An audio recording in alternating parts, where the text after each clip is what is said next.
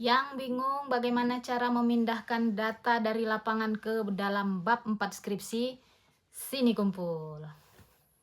Simak terus videonya sampai tuntas. Assalamualaikum warahmatullahi wabarakatuh. Kembali lagi di channel Mihfa Rizkia. Bersama saya Mihfa Rizkia MHI, dosen STAI Tapak Tuan. Kali ini saya akan menunjukkan ya cara bagaimana memindahkan data yang dari lapangan ya setelah melakukan penelitian ke lapangan ke dalam skripsi bab 4. Karena banyak sekali mahasiswa yang masih keliru di bagian ini ya. Oke, cara mengolah data penelitian ya. Itu terdiri dari 4 langkah sebenarnya ya. Yang pertama itu adalah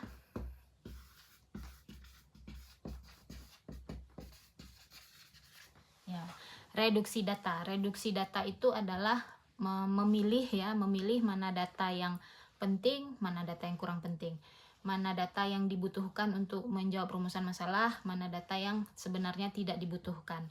Mana data yang terlalu di luar konteks, mana data yang bisa menjawab ya pertanyaan dari rumusan masalah. Jadi data-data yang dikumpulkan ini nanti dalam bentuk wawancara, angket, ya, apa yang disaksikan di lapangan, ya, kenyataan-kenyataan di lapangan. Bisa juga data dari buku, ya, kalau library research, ya, dan penelitian kualitatif lapangan juga memerlukan buku juga, ya. Jadi data-data yang dari buku itu yang diserap oleh peneliti yang harus dimasukkan ya nanti ke bab 4. Jadi begitu ya, reduksi data itu adalah proses penyaringan data ya, mana yang penting, mana yang kurang penting. Jadi yang kurang penting dieliminasi saja. Nah, setelah data-data tadi itu direduksi atau disaring, mana yang penting, mana yang tidak, barulah lanjut ke yang kedua, yaitu penyajian data. Maka tentu saja data yang sudah direduksi tadi ya dimasukkan ke dalam skripsi, diketikkan ke dalam skripsi ya. Jadi data-datanya dimasukkan. Mana data yang cocok untuk ditaruh di bab 4 bagian A. Mana data yang cocok ditaruh di bab 4 halaman pertamanya ya.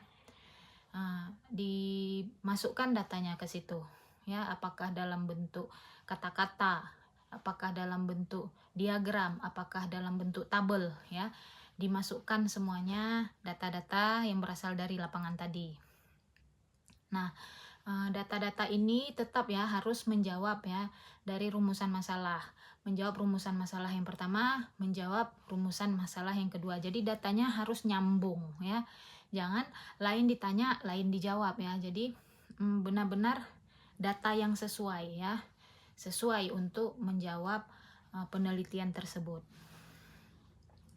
Lalu yang ketiga itu adalah analisis data ya. Jadi tentu saja datanya harus dianalisis ya.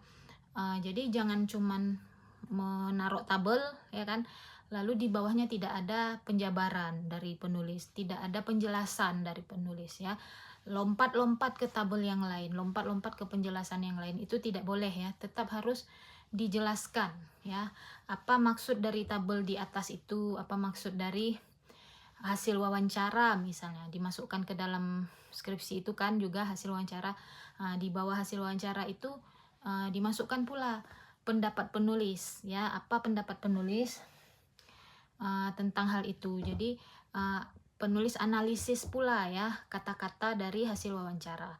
Penulis analisis pula misalnya data-data dalam bentuk tabel. Keluarkan semua pendapat penulis di situ.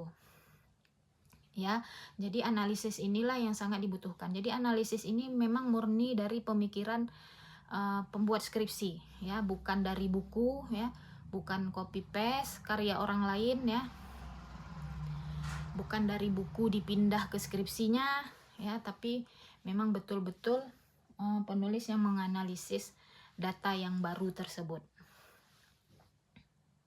Lalu yang keempat yaitu kesimpulan ya, penarikan kesimpulan juga penting ya dilakukan. Jadi tetap harus disimpulkan di bab 4 itu. Yang sudah dianalisis tadi disimpulkan kembali. Dan kesimpulan ini harus menjawab ya pertanyaan dari rumusan masalah yang pertama dan rumusan masalah yang kedua ya.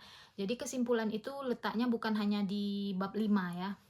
Kesimpulan di bab 5 itu kan dia ringkas ya, sedikit paling hanya 1 halaman. Tapi di bab 4 ini memang harus disimpulkan ya.